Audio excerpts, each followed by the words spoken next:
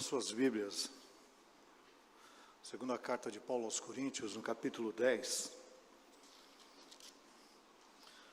nós vamos ler dos versos 1 até o 6, mas eu vou me ater mais à parte B do verso 5, mas vamos ler do verso de 1 até o 6. O título aí que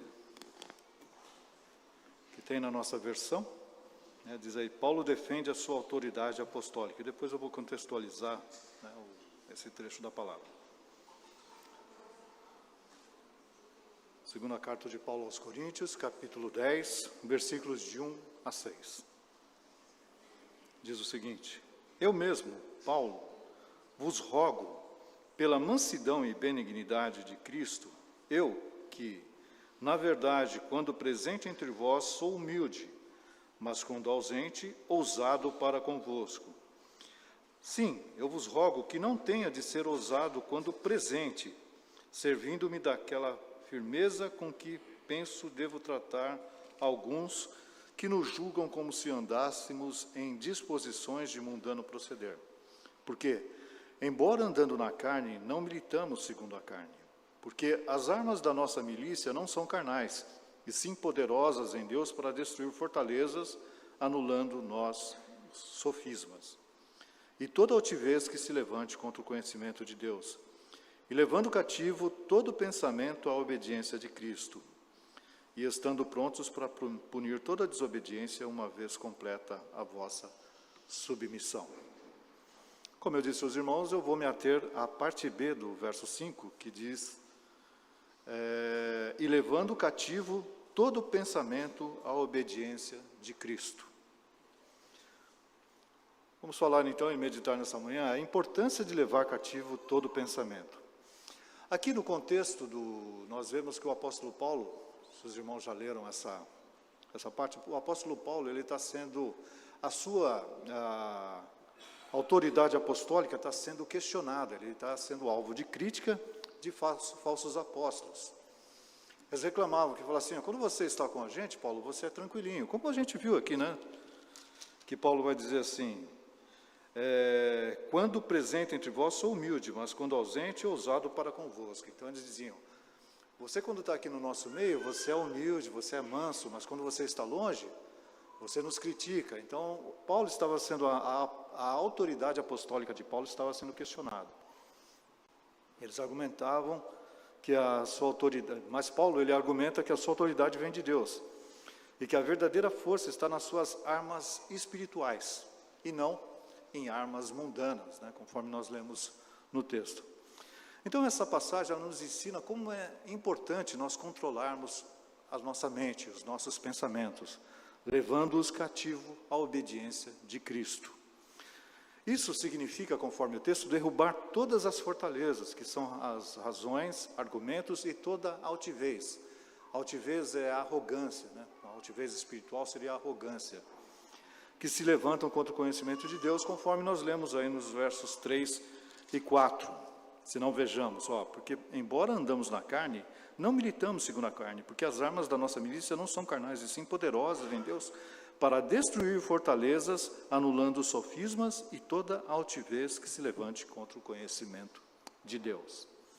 Paulo nos lembra que a luta do cristão, ela não é carnal, ela é espiritual, que nós devemos usar armas que nós recebemos do próprio Deus para manter a mente focada em pensamentos que edificam e obedecem a Cristo, em vez de nos apoiar no nosso próprio conhecimento, no nosso próprio entendimento ou orgulho intelectual.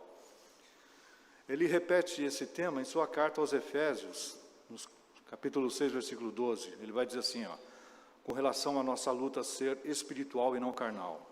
Olha o que ele vai falar aos Efésios. Porque a nossa luta não é contra o sangue e a carne, e sim contra os principados e potestades, contra os dominadores deste mundo, tenebrosos, contra as forças espirituais do mal nas regiões celestes. É isso que Paulo estava querendo dizer, então. Levar cativo todo pensamento à obediência de Cristo é essencial para a vida cristã. Por meio da obediência, nós mostramos nossa fé e comprometimento com Deus. O apóstolo João, no seu evangelho, vai dizer no capítulo 14, versículo 15, se me amais, guardareis os meus pensamentos. Aliás, são palavras do Senhor Jesus, né, que são relatadas ali pelo apóstolo João. O mesmo apóstolo, na sua primeira epístola, lá em 1 João 2, versículos 3 e 4, ele vai dizer, ora, sabemos que o temos conhecido por isto, se guardamos os seus pensamentos. Aquele que diz, eu conheço e não guardo os seus mandamentos, é mentiroso, e nele não está a verdade. Então, ao aprender a controlar os nossos pensamentos, nós evitamos as armadilhas do inimigo.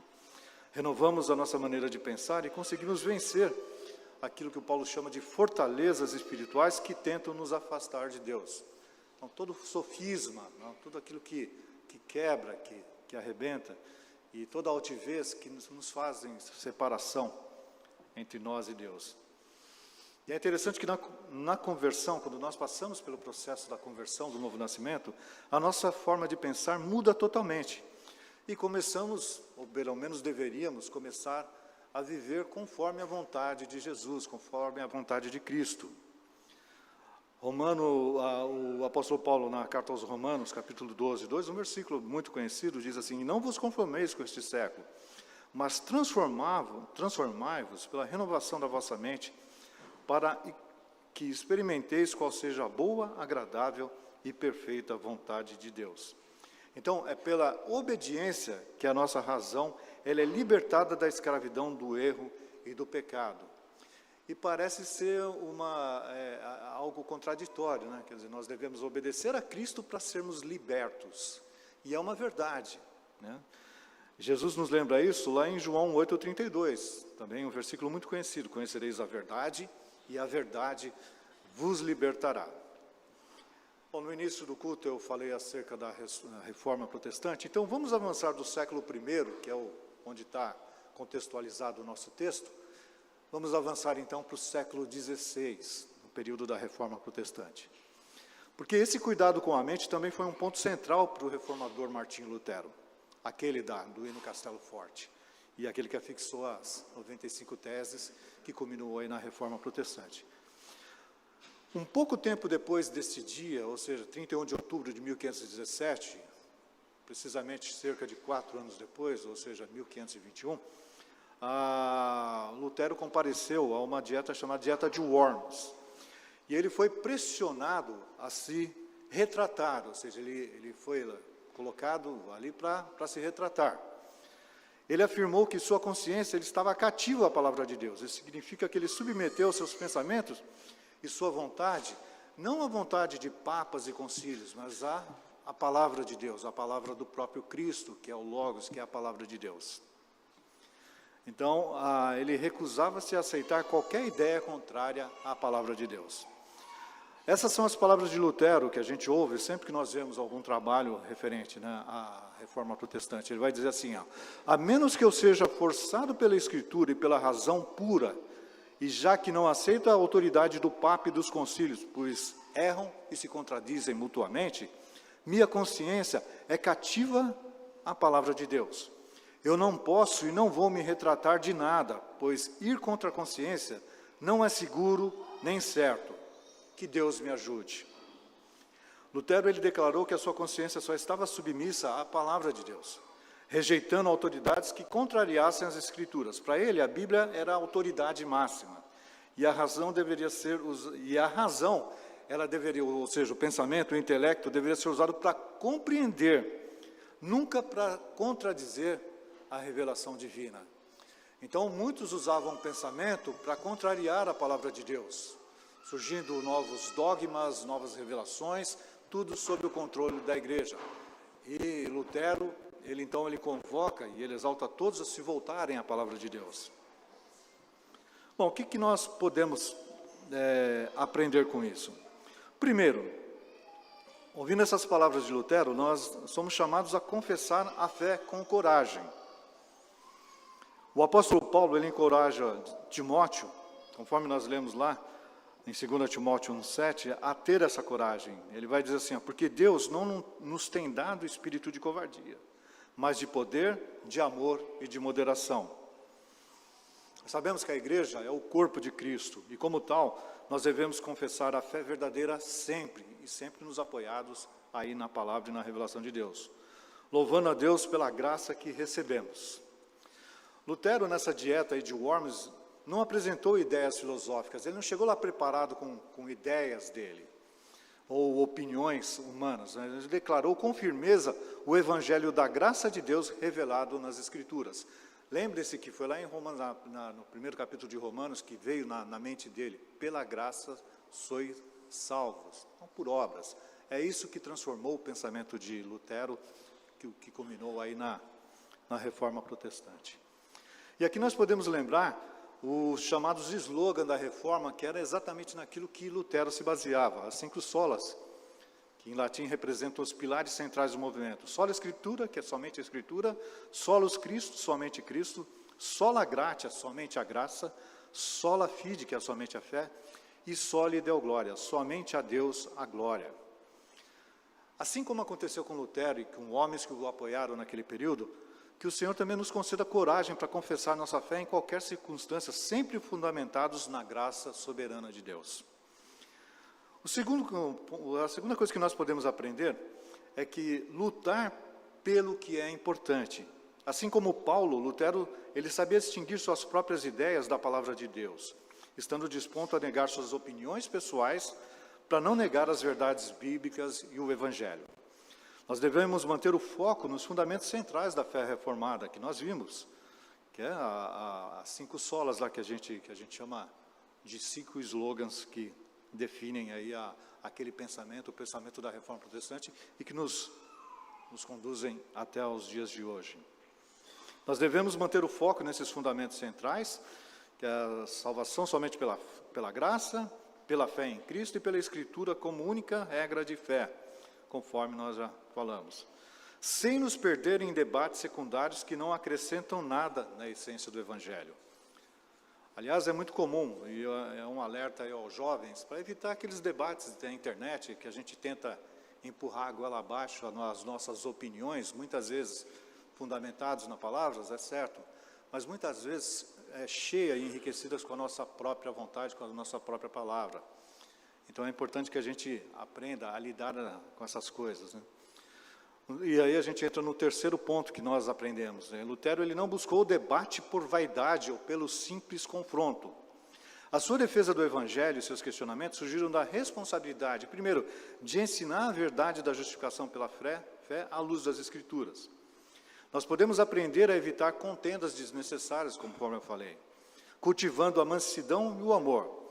Mas também há um alerta aqui, porque nós também devemos estar preparados para defender o Evangelho com firmeza, quando ele estiver em disputa, preservando a pureza da mensagem salvadora, como aconteceu com Lutero naqueles dias.